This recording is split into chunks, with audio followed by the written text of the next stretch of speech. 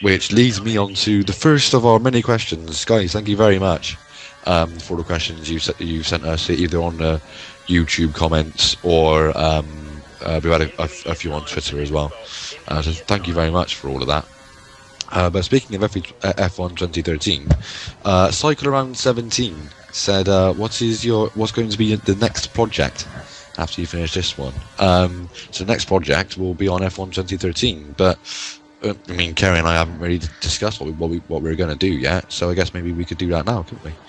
But very briefly. Yeah, we could do. I saw a couple of comments from people saying for next season, why don't you perhaps pick a worse car, but just try and do Q1, and then if you get through, don't do Q2 or Q3, because obviously what we did, we started at the back of every race to make it more entertaining, more interesting, more difficult as well. I think the Q1 idea is a good one, in terms of maybe getting us a few higher places up, but I think a lot of the appeal and a lot of the entertainment value from that series was that we started at the back, because it means we got an extra 5 cars to pass, or as it was in quite a few races, an extra 5 cars to trip up over and lose front wings or gain penalties for hitting them and that kind of thing. So I don't know how you feel about that, Kerry, but I think starting from the back of the grid is probably a good way to continue going. Yeah, starting from, well, we chose to start from the back, just to kind of give us something to work for, something to show in a video. If we pick a bad team like HRT, you won't be seeing much because we'd be falling away, especially on 2013, where the AI seems to have improved significantly. So on 2012 it might have worked, but I don't think it's a viable option, because you won't be seeing too much. The reason being is that we picked the better car, so we can actually kind of have a shot at maybe going for victories as well. Kind of keeping motivation up for us, because I certainly won't want to be driving a lower car just for the sake of driving a lower car and kind of just trying to fight to get 1 point or something. Yeah, I mean, at the end of the day, we still want to try and win the races. We want to make it difficult for ourselves to win the races. We don't want to make it easy, is what I should say. But we still want to win the races, and we can't do that if we pick a god rotten team, even if we did do Q1, let's say. So I think that those kind of principles, I think we're good to go on with. I suppose in terms of teams and maybe race distance and that sort of thing, I think race distance can probably stay the same 75%, because I mean that means we can upload the whole race. The commentary can be unedited. The race footage can be unedited. I can't speak. Unedited. There we go. And I think that works better. But in terms of teams, though, I think me and Kerry, we haven't played the game that much. I think we need to figure out what team will be most appropriate for us, in terms of giving us the opportunity to win races, but not handing it to ourselves on the plate. Yep. And like Kerry just said, there is the legend AI do seem to have improved. So, well, I think we'll have to play around and see which team, which cars might suit us best. Yep. But so I imagine the answer to the question, it will probably be very similar to this one, wouldn't it? Yeah, what we do next year. Kind of not the top teams, but kind of the bracket under. I wouldn't want to do Lotus again, just for the sake that. I agree, yeah. Because we did it last season as well. I don't really want to do the same team again. So I agree, and also I'd argue that Lotus are probably stronger. Yeah. In F1 2013 than they were in 2012. So yeah, I completely agree. So time will tell. But guys, you'll know as soon as we do. I'm sure Kerry will make some teaser or announcement video or something. So yeah. Cool. Okay. I got another question here. This one's from Adam Clark. I know he sent a few in, so thank you for that, Adam. How does Neil, or why does Neil get the stick for lap 26 when Kerry spun off on lap 1? Well, what a great point. I mean, I can't believe I've never thought of that. In case you don't know, I'm sure you do, particularly if you've seen a lot of the races from this series. But the lap 26 reference is season 1, I think it was, of our racing league that we've been doing on F1 games now since F1 2010. This was on F1 2010. And as is still the case, there is a bit of a skill gap between me and Kerry, and there was in 2010. I was probably the top of the second tier drivers, if you like, within the league, but I wasn't battling for race wins, maybe podiums on good days. But in this wet Belgian Grand Prix, I was taking advantage of the conditions and Kerry spinning and making a bad call with tyres as well, I think I remember correctly. To lead the race and to actually be pulling away from X Shuffle, who's another regular on Legends Racing League races and videos, and so everyone was thinking, hold on a minute, Neil could win this race, Neil could win it, and I was trying to not get ahead of myself and just trying to focus on doing my job. Basically lap 26 was where I just catastrophically, is that the right word? That's a word. It is, yeah, that is right. Threw it away on the exit of Pouon. I was being chased down by the fan of Fizzy 91, and I spun right in front of him and almost killed him, and let him and I think Kerry through as well. And so I have forever been ribbed by everyone for the lap 26 bottle, where I could have won my first ever league race. I mean, I maintain that the guys were that Kerry and Fizzy and X Shuffle were actually faster than me and would have passed me whether I bottled it or not. But that still doesn't stop them from taking the absolute mickey out of me. So that's the background. But great question. Why do you not get stick for spinning off on lap 1? I think because that was the last race I did that I didn't recall. That was the race that kind of prompted me to want to get a capture card, because there was so much that was kind of going on, and it was probably one of my favourite drives that I had done personally. I qualified on pole that day and kind of had a half spin. It wasn't even a full 360 spin, or 180 even. It was kind of a half spin, so I just stamped on the brake and it just corrected it. But it lost me loads of positions straight away. Neil gets the stick because obviously, as Neil just mentioned, he had a race win opportunity. But well, no, I didn't. No. I'll let you say your bit. All right, okay. From my perspective, you had the race win opportunity.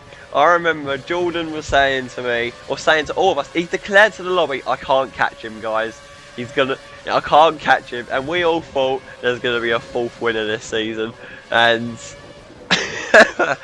sorry, it's absolutely brilliant. I remember, because I had the tyre strategy as well, I made the wrong call. The intermediate tyres never worked on that game, so me and Fissy kind of struggled big time. I remember losing, a good 40-50 seconds, and by the end of the race, I was ahead of Neil. So that's probably why you get so much stick from me. The fact that you had that much of a lead on me alone, I still ended up ahead of you. So the ultimate reference bottle there. That was. To be fair, I completely agree. The Kerry doesn't deserve to stick for the lap 1 spin against me. And again, I maintain that was not a race winning opportunity because the guys behind me were faster and would have overtaken me. Disagree. Bottle or no bottle. The fact that I'm not usually in right at the very top end of the race. I think that was the first race that I led probably that season. And like Kerry says, I was pulling away from X Shuffle. And he was saying to everyone, I can't catch him. He's just pulling away. He's just going to win. And actually, I remember Jamie 000 Jam 1E 000, if you didn't know. for his gamer tag. I remember him actually cheering for me, saying, "Go on, Neil, you can do it," and then that's when so that's where the legend of the bottle began. With lap 26, and as we've already discussed, I've done many more bottles since then, and will probably continue to do many more. So that's very good. I want to ask you this one, Kerry. We've flagged it up as a question that's for both of us, but I think it really should go to him. And the question's from Killer Noga 2. And the question is, thank you for this, by the way. How long did it take you to become good at this game? Now, the reason I'm disqualifying myself from that question is because I do not believe that I'm good at this game, as evidenced by all the bottles, and the fact that Kerry won 20-0 in the teammate challenge. So, Kerry, let me ask you, how long did it take you to become good at this game? Well, it's all relative, isn't it? Because when I look at other people driving on the game, and their lap times are like much quicker than mine, I'm thinking, what? How did they do that lap time?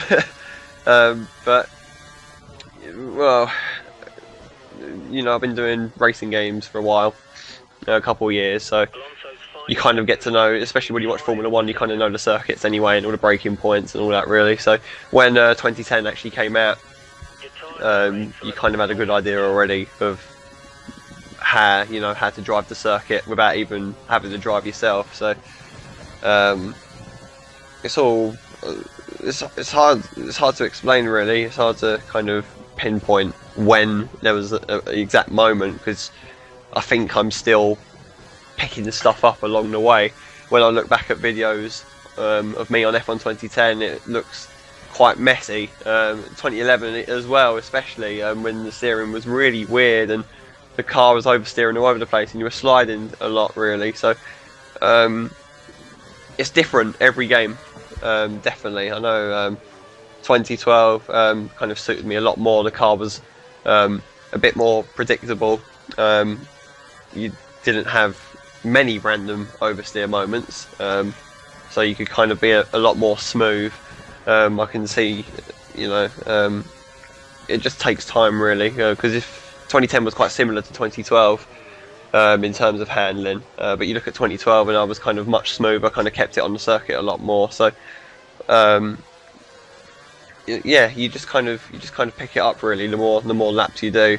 I know on 2013 already, I'm kind of feel like I'm driving better than I did on 2012. But yeah, it's a different challenge with each new game. So, and like I say, I'm nowhere near the fastest lap times either. So, like I say, it's probably not the most helpful answer, because I'm not the fastest. So, yeah. I've got to say, I'll give my perspective on it. I think there is a good deal of it that's just natural and instinctive, if you like.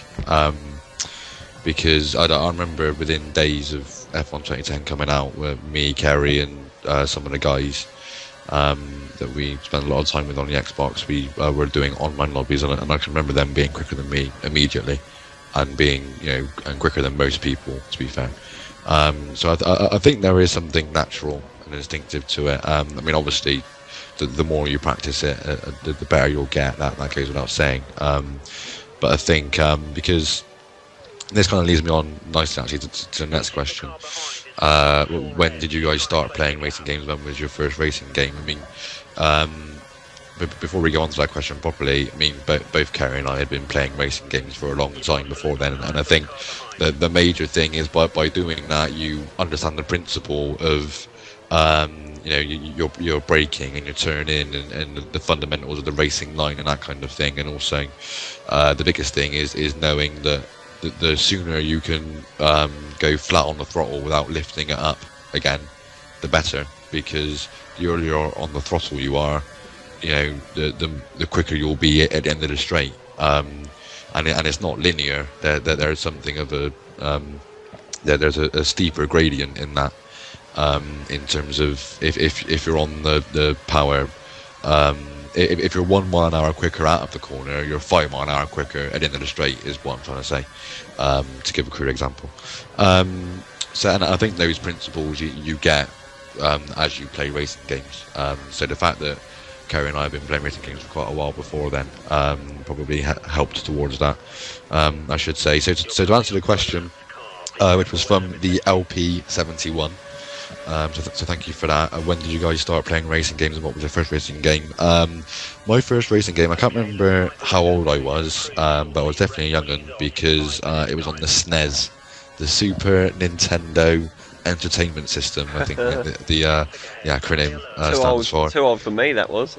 And my first race, I mean, I suppose you might not call it a racing game, but it was Mario Kart on the SNES. I'm going to class that as a racing game. Why the hell not? I don't remember anything about it, but like I say, I mean, I must have been young. I must have been, let's say, between 4 and 7 or something, age-wise. So a good 20 years ago now. Bloody hell, that makes me feel old. The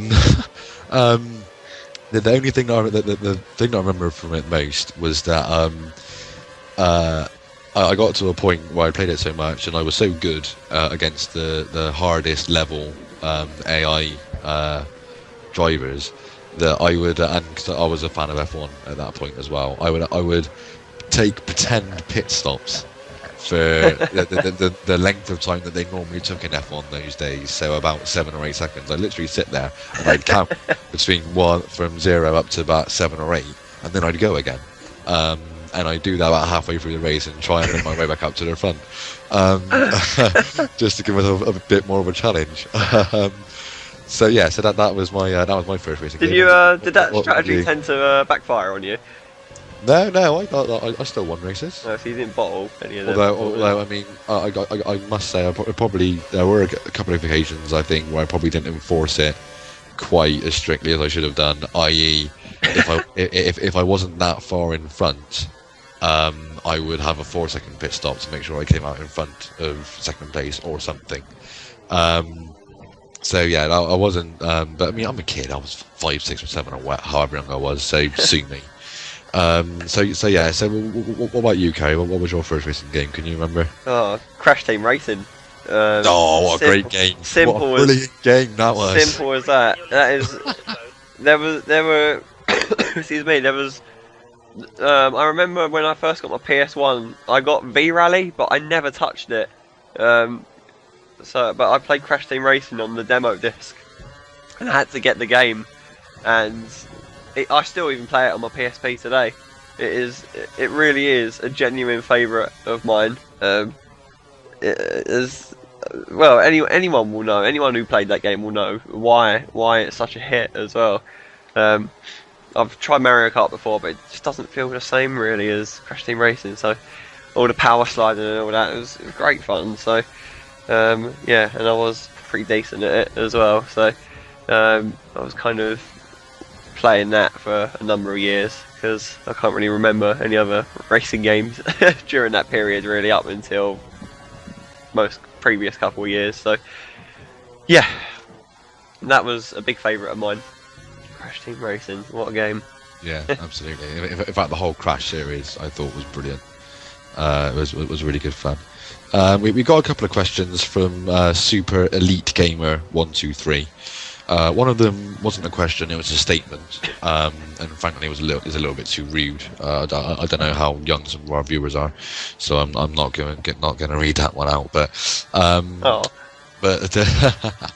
I'm sure he knows which one we mean. But the other two, do you guys watch MotoGP because F1 is boring? Don't get me started. Don't get me started. Kerry does watch MotoGP pretty much every week. I might do if it's on telly and there isn't anything else on, but I'm not that big a fan of it.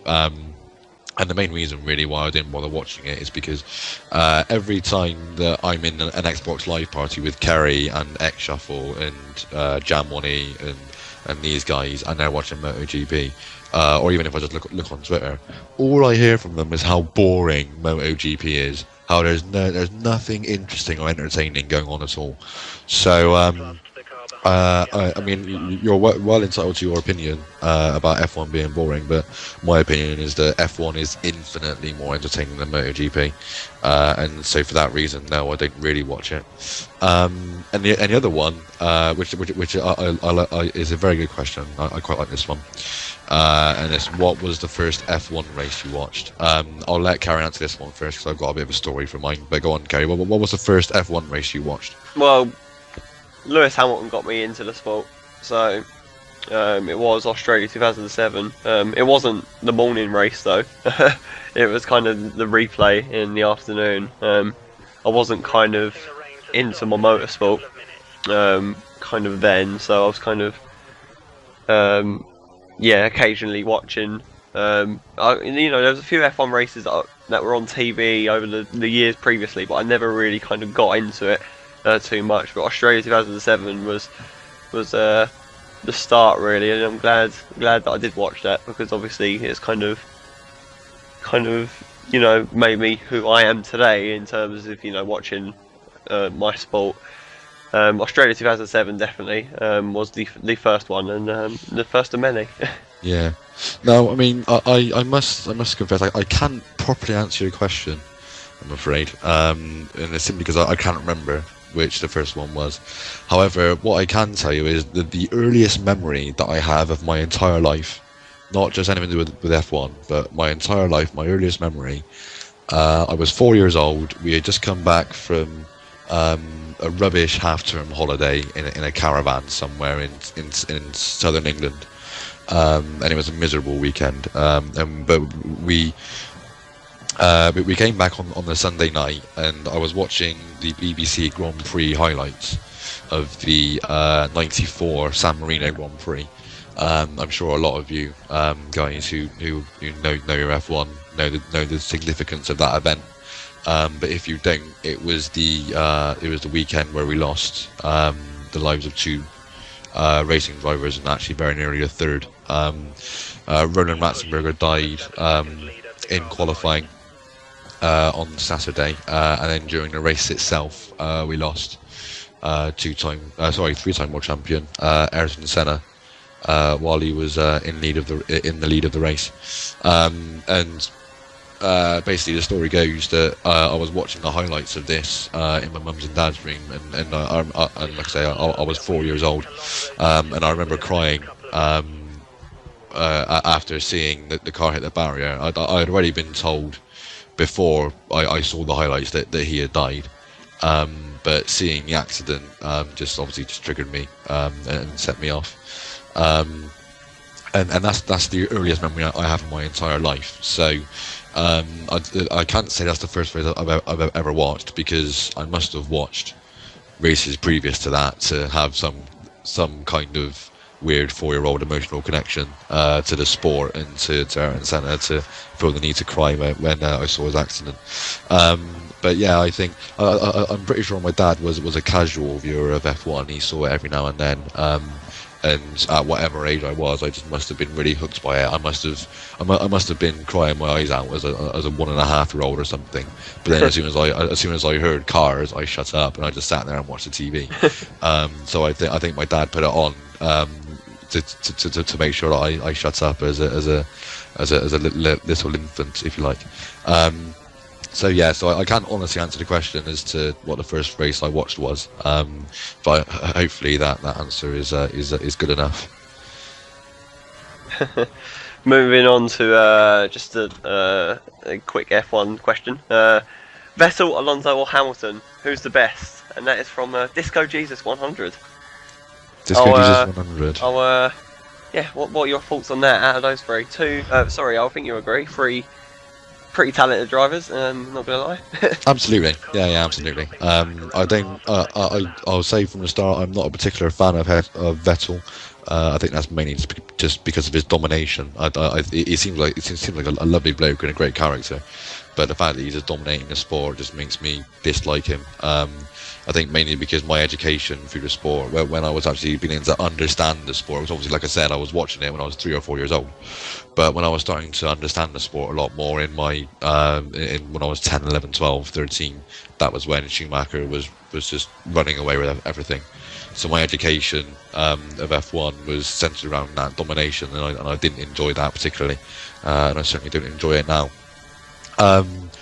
But I don't buy a lot of the things that people say about Vettel only winning more championships because he's in a great car. Of course, he is in a fantastic car and a fantastic team, but I do rate him as one of the very best in the sport. I think he is very much won those world championships because he's a fantastic driver, not just because he's in a good car. But to stop going off on a tangent and answer the question, I would say if you forced me to say one, I'd probably say Alonso. Because he just seems to be the most, certainly in races, the most metronomically consistent driver, but not just consistently fast. And I mean, we've seen in the last couple of years how he's managed to transcend the ability of what the Ferrari is capable of. The 2012 Ferrari shouldn't have been challenging for a championship and shouldn't have taken it to the last bit of the season, and yet somehow he did it. So yeah, if you had to pin me down on one, I'd say Alonso. But I really think Hamilton is very, very close to that, and Vettel is certainly not far away. But that's how I'd rank them anyway. Okay. I feel inclined to agree with you on that, really. My pick would be Alonso as well, simply because he just drags results out of whatever car he's got, and it's great to watch. 2007 was it kind of put British fans off him a lot. So kind of in that, from there until possibly 2010, I know I was kind of rooting for him in the finale at Abu Dhabi in 2010, simply because I felt like he deserved it the most, really. The Ferrari wasn't the top car then, and 2012 was most definitely the eye-opener. 2011 was quite quiet, but 2012 was the ultimate season, and well, in the few years that I've watched the sport, I've not seen a driver have that good a campaign, no matter what car they're in. Every race was just, with the exception of Suzuka, which may have been his fault a little bit, if I'm honest. Spa was most definitely not his fault. Most definitely not. But I think Alonso's the best of the lot. Definitely. Okay. It's a toss up between Hamilton and Vettel. Hamilton shines, when it goes well for him, it goes well. Yeah. But when it goes bad for him, it goes horribly wrong. So although not quite as much as Jenson Button, I should say. But yeah, okay. Yeah. Well, he wasn't in the question, was it? It's because no one likes him. So. No, but what I'm saying is, when things go bad for Jenson Button, they go much worse than for Lewis Hamilton. Is what I'm saying. Right. Okay, I'm with you. If you're with me, which is good. Also, on a slightly similar note, but a different motorsport, a good question from Bradders F1. Which is, who is your favourite BTCC driver? So obviously, you're all subscribed to Kerry's channel, so you see that we're in season 8 now of the Legends Racing League British Touring Car Championship season. So obviously, it's pretty easy to gauge from that we do follow the sport. Do you watch BTCC? I do. Yeah, of course I do. Okay. I don't follow it quite as closely as you and some of the other guys do, but I do definitely follow it, and I do have a favourite driver, and I definitely have a least favourite driver. But I'll let you answer the question first, because I have a feeling that my least favourite driver might be your favourite driver. My favourite. If I had to, a favourite. It's a lot of the characters in that paddock are so down to earth, and I do like a lot of them, if I'm honest. I know Plato's an obvious one. I'm pretty sure that's the name you were looking to hear. He's a fast driver, and he is funny outside of the car as well. I do like listening to what he has to say. It's just, but Andy Jordan as well. I quite like Andy as well. He started crashing into people a lot more in recent years, but I guess that's part and parcel. And Tom Onslow Cole as well. If I had to pick out the three, I'd say Onslow Cole was actually the coolest. I wish he was kind of in a fast car consistently, because he joins a team. The car eventually gets quicker, and then he leaves again to do something else. And I just wish he'd just stay put for a season, and just. I think he does deserve it.